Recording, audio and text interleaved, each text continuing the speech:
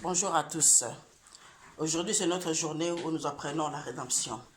Là, on va faire un petit résumé de ce qu'on a appris, c'est-à-dire la fondation. La première leçon de la fondation, c'est Dieu avait un but en vous créant. Nous allons voir pourquoi Dieu avait un but en créant l'être humain. L'objectif de cette leçon en est que Dieu veut que nous apprenions la connaissance de la rédemption. Comment il nous a rachetés. Comment Dieu a fait le travail à travers Jésus pour nous racheter. Et le verset principal qu'on va entendre ou qu'on va apprendre en ce moment, c'est dans Jérémie chapitre 1, verset 5. Donc, le but de Dieu en me créant, en vous créant, c'est dans Jérémie 1,5 qui dit que je te connaissais. Avant même de t'avoir formé dans le ventre de ta mère, je t'avais mis à part pour me servir avant que tu sois né. Et je t'avais destiné à être mon porte-parole auprès des nations. Vous voyez que le but de la création de Dieu, que Dieu nous a créé, c'est de le servir. Donc, quand quelqu'un vient dans ce monde, il ne vient pas au hasard, parce que Dieu le connaissait depuis le ventre de sa maman. Et Dieu l'avait choisi, comme il a dit à Jérémie, il l'avait choisi. Il l'avait mis à part. Il l'avait destiné. Donc il y a une mise à part et il y a une destinée. La mise à part, c'est Dieu l'a consacré pour le servir. C'est pour ça qu'il l'a mis à part, parce qu'il l'a consacré pour le servir. Et il l'avait destiné à quelque chose. Comme toi et moi, nous sommes mis à part. Parce que nous sommes là, nous écoutons la parole de Dieu. Nous sommes là pour apprendre à connaître ce Dieu-là. Nous sommes là pour apprendre à connaître pourquoi Dieu a fait tout ce travail-là à travers Jésus-Christ. Nous sommes mis à part. Pourquoi? Pour être des porte-parole. Ça, c'est le rôle que Dieu a donné à chaque être humain sur terre. Dieu ne nous a pas créés par hasard. Ce n'est pas seulement par plaisir qu'il a dit que j'ai créé l'être humain pour le mettre sur terre. Non, il ne nous a pas créés par hasard, mais c'est un rêve de Dieu. C'est par son amour qu'il nous a créés, afin que nous puissions être ses porte-parole, nous puissions le représenter. Ça, c'est le but de la création. C'est pour ça qu'on dit que le but de la création de Dieu, le pourquoi que Dieu nous a créés, c'est un but divin. C'est-à-dire à accomplir ce qu'il a destiné que nous puissions accomplir. Parce que nous avons une destinée. Pour arriver à cette destinée-là, on doit faire des choses, on doit accomplir des choses. Beaucoup de gens croient qu'ils sont venus par hasard dans le monde, où Dieu les a créés seulement par hasard. Non, ce n'est pas par hasard. Et la deuxième chose que Dieu dit, c'est que pour que le but, de pourquoi il nous a créés, on le voit encore dans Ephésiens chapitre 1, verset 4 à 5. Ephésiens 1, 4 à 5. Il dit, en lui, Dieu nous a élus avant la fondation du monde, pour que nous soyons saints et irréprochables devant lui, nous ayant prédestinés dans son amour à être ses enfants d'adoption par Jésus-Christ selon le bon plaisir de sa volonté. Vous voyez, ça montre que Dieu ne nous a pas créés par hasard, mais il dit qu'il nous a élus avant même la fondation du monde. Il nous connaissait, il te connaissait avant même qu'il te mette dans le ventre de ta mère. Quand tu étais dans la poussière d'un atome, il te connaissait. Et il t'a pris, il t'a mis dans le ventre de ta mère. Et il t'a mis à part. Il t'a élu. Pourquoi? Pour que tu sois saint. Pourquoi? Pour que tu sois irréprochable devant lui. Pourquoi? Parce qu'il a prédestiné. Il a déjà préparé quelque chose pour toi. Dans son amour, que tu sois sa fille, que tu sois son fils. À travers Jésus-Christ. Nous soyons ses filles et ses fils à travers Jésus-Christ. Ça, c'est ce que Dieu a préparé depuis le commencement. Mais pour arriver à comprendre tout cela, quand nous recevons le Seigneur dans notre vie, pour comprendre tout cela, nous devons apprendre à connaître ce Dieu-là. Nous devons apprendre à savoir qu'est-ce qu'il veut, qu'est-ce qu'il ne veut pas, comment on peut arriver à faire sa volonté. Comment on peut arriver, sa volonté c'est quoi? C'est d'être son représentant. Alléluia. Comment arriver à cela, à représenter Dieu? C'est pour ça qu'on doit apprendre. Vous voyez, on doit apprendre parce que si on n'apprend pas, si on ne se laisse pas instruire, on ne peut pas savoir, on ne peut pas comprendre parce qu'on restera dans l'ignorance. Et quand on est ignorant, il y a beaucoup de choses que tu ne comprendras pas. Et tu dois croire que on m'a bloqué, on m'a fait ceci. Non, parce que tu ne sais pas, parce que tu n'es pas instruit, parce que tu n'es pas enseigné. C'est pour ça, pour connaître, pour comprendre, pour savoir comment je dois représenter Dieu, pourquoi Dieu m'a choisi, pourquoi Dieu m'a mis à part. Pour comprendre toutes ces choses-là, il faut que tu apprennes. Et la Bible nous dit aussi que quand on veut apprendre du Seigneur, on ne peut pas compter sur son intelligence physique, sur son intelligence charnelle. Parce que si tu comptes sur ton intelligence charnelle, tu ne pourras jamais comprendre ce qui est de Dieu. Parce que Dieu est esprit. C'est pour ça que la Bible nous dit que, dans 1 Corinthiens chapitre 2, verset 14, il dit que la personne qui ne compte que sur ses facultés naturelles est incapable d'accueillir les vérités communiquées par l'Esprit de Dieu. Parce que, chapitre 2, verset 14. Je recommence, il dit, la personne qui ne compte que sur ses facultés naturelles est incapable d'accueillir les vérités communiquées par l'Esprit de Dieu. Elles sont une folie pour elle. Il lui est impossible de les comprendre car on ne peut en juger que par l'Esprit. Vous voyez? Ça veut dire que quand on vient dans le Seigneur, quand on reçoit Jésus comme Seigneur et Sauveur, le Seigneur nous fait un don. Il nous donne son esprit pour que nous puissions comprendre les choses de l'esprit. Parce que la Bible dit ce qui est chair est chair, ce qui est esprit est esprit. C'est pour ça, pour que nous puissions comprendre notre Dieu qui est esprit, il nous donne son esprit à lui pour que nous comprenions les choses qu'il dit. Quand quelqu'un compte seulement sur son intelligence physique, il ne comprendra pas les choses de l'Esprit de Dieu. Il va voir que c'est quoi ça? Ça, c'est une folie. Il ne comprendra pas. Parce que l'Esprit de Dieu, c'est lui qui est notre enseignant. Alléluia. L'Esprit de Dieu, c'est lui qui nous enseigne. Et si on n'est pas enseigné par l'Esprit de Dieu, c'est difficile de comprendre les choses de Dieu. On va voir seulement on va les prendre d'une façon charnelle seulement. Mais la Bible dit que la parole de Dieu est esprit et vie. Vous voyez, hein? La parole est esprit et vie. Hein? C'est pour ça, hein, l'Esprit de Dieu vient en nous pour que nous puissions comprendre les choses de Dieu. Parce que la parole de Dieu, c'est une révélation. La Bible dit que toutes les paroles, la parole de Dieu, c'est une inspiration de Dieu. Hein? C'est ce que j'allais dire. C'est une inspiration de Dieu. La parole de Dieu, parce que la Bible dit que toute écriture est inspirée de Dieu. Ça veut dire que la parole de Dieu, c'est une inspiration de l'esprit. Dieu est esprit, inspiration de Dieu. Mais pour comprendre cela, il faut que le Seigneur, que tu aies l'esprit de Dieu en toi pour comprendre l'inspiration de Dieu. Ça, c'est important dans la vie d'un enfant de Dieu. C'est très important dans la vie de nous en tant qu'enfants de Dieu. Hein? Parce que l'Esprit de Dieu, la Bible dit que Dieu est esprit. Hein?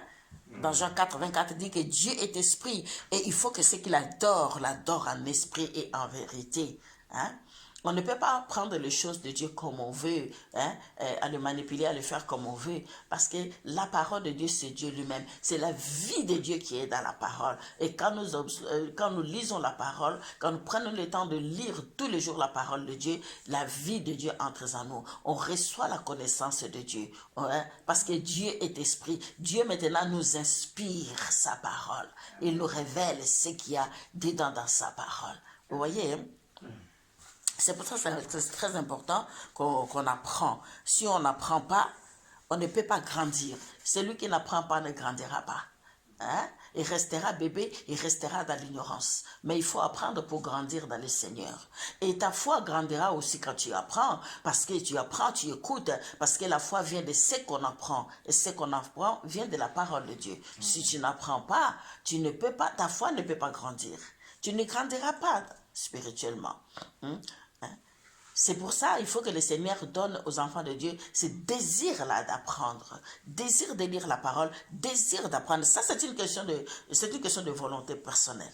Hein? Dieu va t'encourager, Dieu va te donner la force d'y arriver, mais le désir vient de toi, la volonté vient de toi. Parce que le Seigneur regarde toujours le désir profond qu'il y a dans la personne. S'il n'y a pas ce désir-là d'apprendre, Dieu ne peut pas te forcer non plus. Hein? Parce que Dieu ne force jamais quelqu'un. Il te dit, fais ceci ou fais cela. Il te donne la directive, mais si tu ne fais pas, c'est ton problème, ce n'est pas le problème de Dieu. Si tu veux apprendre, tu grandiras. Tu connaîtras aussi beaucoup de choses. Mais si tu ne veux pas apprendre, tu ne pourras pas grandir non plus. Hein? C'est pour ça, la Bible nous parle de Dieu avait un but en nous créant. En nous créant, il nous a créés à son image et à sa ressemblance. C'est pour ça, en nous créant à son image et à sa ressemblance, c'est pour ça qu'il avait un but. Vous voyez?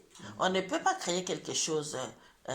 on ne peut pas dire que je crée quelque chose sans avoir un but sur cette chose-là, oui, sans avoir une importance portée sur cette chose-là. Tu vois, c'est comme Dieu nous a créés, il avait un but. Il y a l'importance, pourquoi j'ai créé, Dieu avait une idée, il sait pourquoi il nous a créés, il y avait un but. Vous voyez, il faut se dire que je suis créé, j'ai un but. Créé à l'image de Dieu, c'est qu'il y a quelque chose que je dois faire. Hein? Il y a quelque chose que je dois accomplir. Parce que je ne suis créé pas à l'image d'un animal, mais à l'image d'un arbre. Je suis créé à l'image de Dieu. Dieu qui est esprit, il m'a créé à son image pour que je puisse accomplir ce que lui me demande de faire. Je dois accomplir quelque chose de la part du Seigneur. Vous voyez? Je dois accomplir quelque chose. C'est la raison pour laquelle on doit apprendre pour connaître les vérités de Dieu. Hein? Pour connaître les vérités de Dieu, pour connaître Christ, parce que Christ est la parole qui est devenue chair.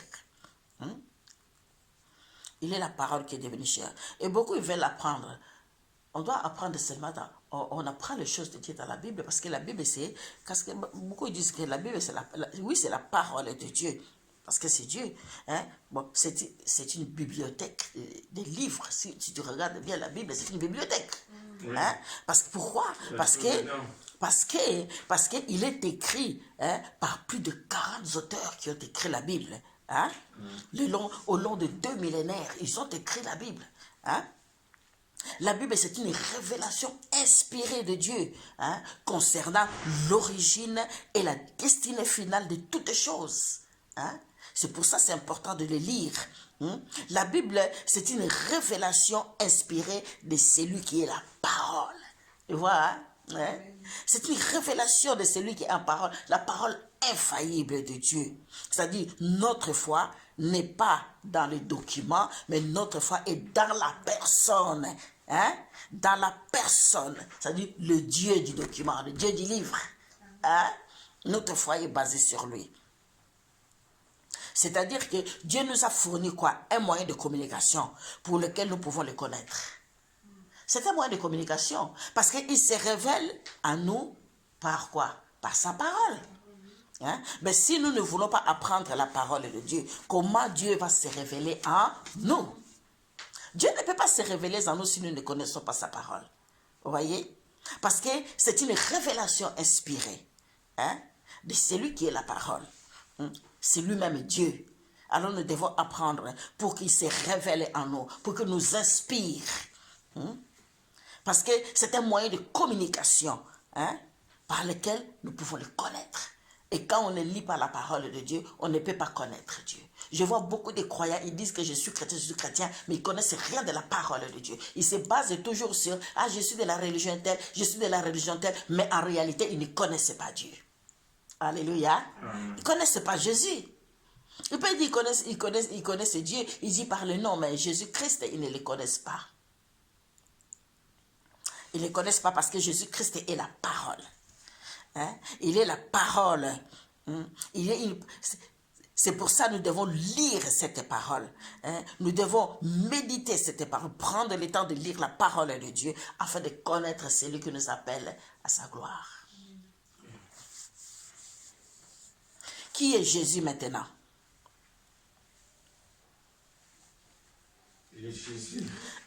Bon, excuse-moi. Et comment on peut aussi, là je parle de la Bible qui est la parole de Dieu. Bon, il faut qu'on apprenne la parole de Dieu. Hein? Et comment on peut apprendre aussi la parole de Dieu? Hein? Par l'expression de Dieu. L'expression de Dieu, c'est qui? C'est Jésus. Ah, ouais.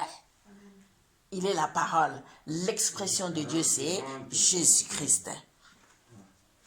Pourquoi on dit la parole de Dieu est Jésus-Christ? Parce que Jésus est venu manifester. Il est venu manifester Dieu. Il est venu nous montrer Dieu. Hein? Il est venu montrer Dieu aux gens. Jésus est venu montrer Dieu aux gens. Hein? Ça veut dire que comme Jésus est venu manifester Dieu et montrer Dieu aux gens, ça veut dire que toute vérité qui ne se conforme pas au profil de Jésus, qui est la parole devenue chair, n'est pas de Dieu. Toute vérité doit se conformer au profil de Jésus.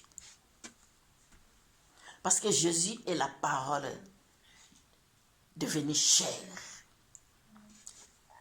Parce qu'il dit dans Jean chapitre 1, verset 1 et verset 14, il dit, au commencement était la parole, et la parole était avec Dieu, et la parole était Dieu. Ça c'est verset 1. Verset 14, il dit, et la parole a été faite chair, elle a habité parmi nous, pleine de grâce et de vérité. Et nous avons contemplé sa gloire, une gloire comme la gloire du Fils unique venu du Père. Hein? Il était au commencement. C'est Jésus-là qui est la parole. Il était depuis le commencement. Et il était avec Dieu. Vous voyez, hein? Ils étaient ensemble. Il était au-dedans de Dieu. Ouais, au-dedans. Il était en Dieu. Et cette parole-là, qui était en Dieu, était lui-même, hein? Dieu. C'est un mystère, hein? Il était lui-même Dieu. Et c'est cette parole-là qui est sortie de Dieu.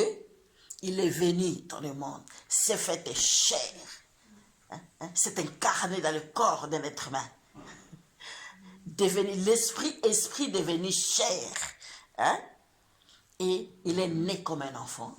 Et il a habité, il a vécu comme nous. Il a habité parmi nous. Hein? Il était plein de grâce. Il était plein de vérité. Et nous avons contemplé cette gloire. La gloire de Jésus. Hein? Hein? Une gloire comme la gloire du Fils unique de Dieu. Parce qu'il est venu nous montrer Dieu. Il est venu nous montrer Dieu. Parce qu'on ne connaissait pas Dieu. Vous voyez? Ça veut dire que la Bible est la parole de Dieu écrite. Mais Jésus-Christ, qui est-il? Qui l'est-il? Jésus-Christ. Jésus est la parole de Dieu démontrée. Vous voyez? Il est la parole de Dieu démontrée. Parce qu'il est lui-même la parole. Il est venu se montrer maintenant à nous.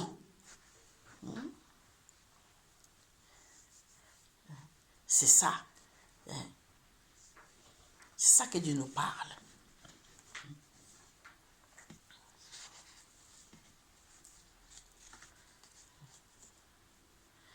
C'est ce que Dieu...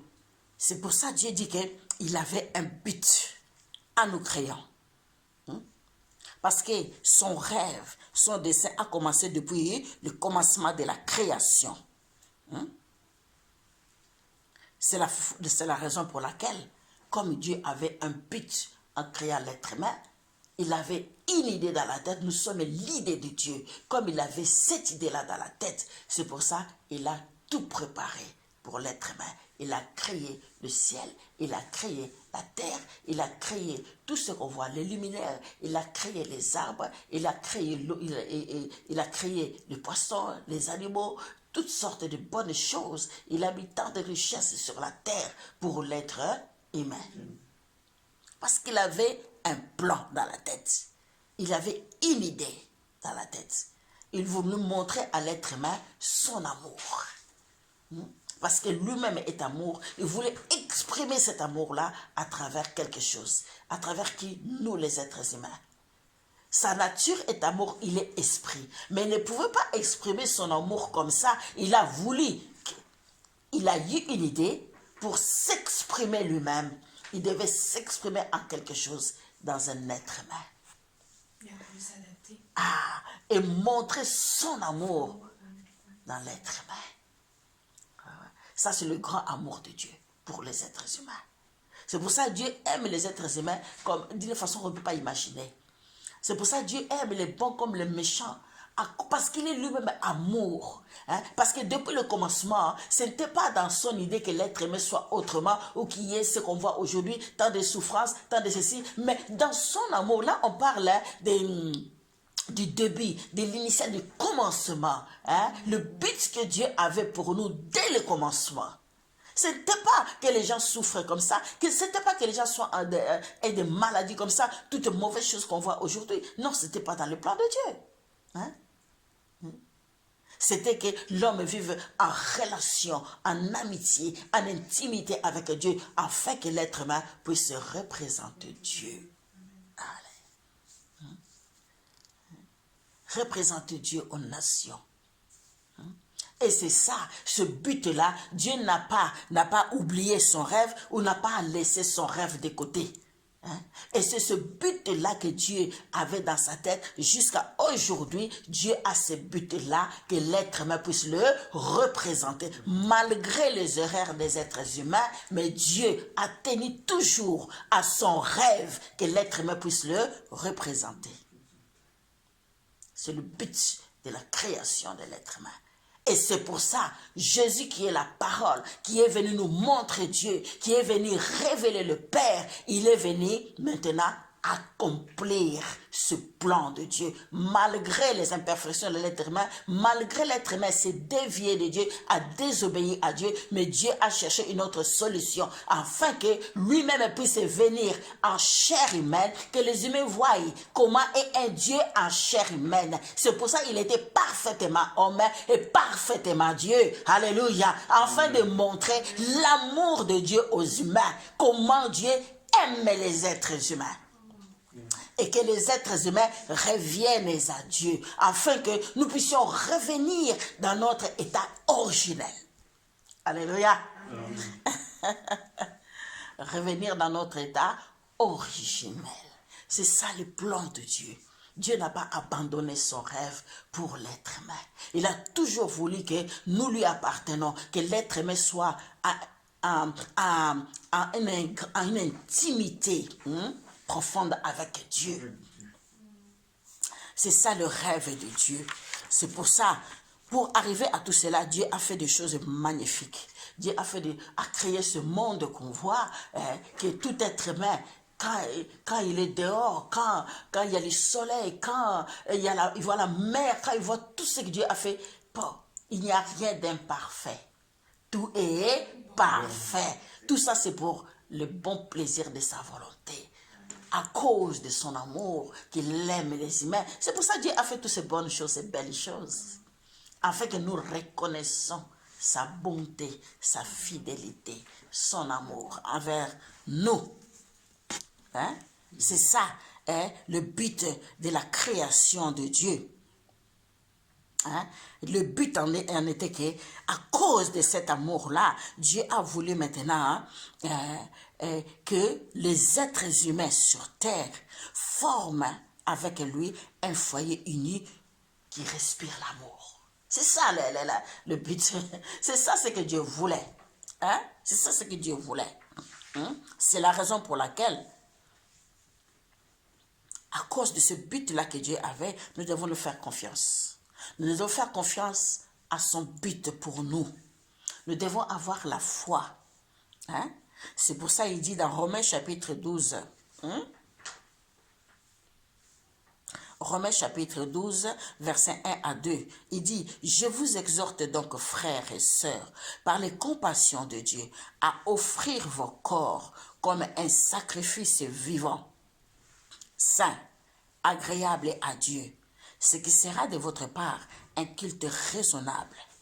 Ne vous conformez pas au siècle présent, mais soyez transformés par le renouvellement de l'intelligence, afin que vous discerniez quelle est la volonté de Dieu, ce qui est bon, agréable et parfait. Hein? Vous voyez?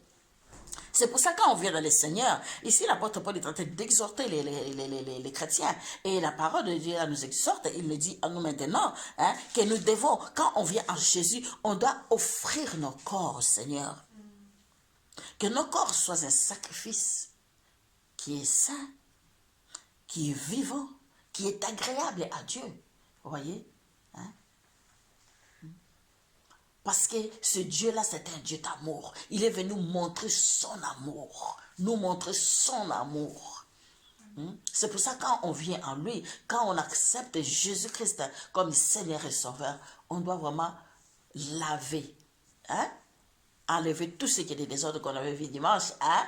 Enlever tout ce qui est désordre dans notre vie pour que le Seigneur prenne place en nous. Que nos corps maintenant soient un sacrifice agréable, un sacrifice saint qui plaît à Dieu. Il dit que ce sera pour nous, hein, ce sera de notre part un culte raisonnable. Hein? Il dit, ne vous conformez pas au siècle présent. Ne regardons pas tout ce qui se passe dans le monde aujourd'hui, dans ce siècle d'aujourd'hui, tout ce qui se passe, tout ce qui se dit. Mais conformons-nous à la parole de Dieu. Conformons-nous à la parole de Dieu. Laissons que nos pensées soient transformées, que nous soyons renouvelés, que nous changeons, que le Seigneur nous transforme, que nos pensées soient changées, nos pensées soient changées, soient transformées, afin que nous puissions discerner quelle est la volonté de Dieu. Quand nous venons en Jésus, Jésus nous fait devenir de nouvelles personnes, de nouvelles créatures. Ça veut dire que tout change en nous. Les choses anciennes sont passées. Tout est devenu nouvelle. Toute chose est devenue nouvelle. Mais si les choses sont devenues nouvelles, ça veut dire que notre façon, notre marche, nos pensées, tout doit changer. Parce que nous entrons dans une autre vie. On était dans une ancienne vie qu'on ne connaissait pas Dieu, mais on entre dans une nouvelle vie où on doit apprendre à connaître Jésus. Alléluia. C'est pour ça, quand on commence à lire la parole de Dieu, on commence à méditer la parole, on va connaître Jésus. Jésus va changer nos pensées. Nos pensées changeront. Tu ne penseras plus comme tu pensais avant. Tu ne feras plus les choses comme tu faisais avant. Parce que tu es entré dans une nouvelle vie. Amen. Amen. Amen. Amen. Ça, c'était la première leçon. La première leçon de la rédemption qui dit que Dieu avait un but en vous créant. Amen. Amen.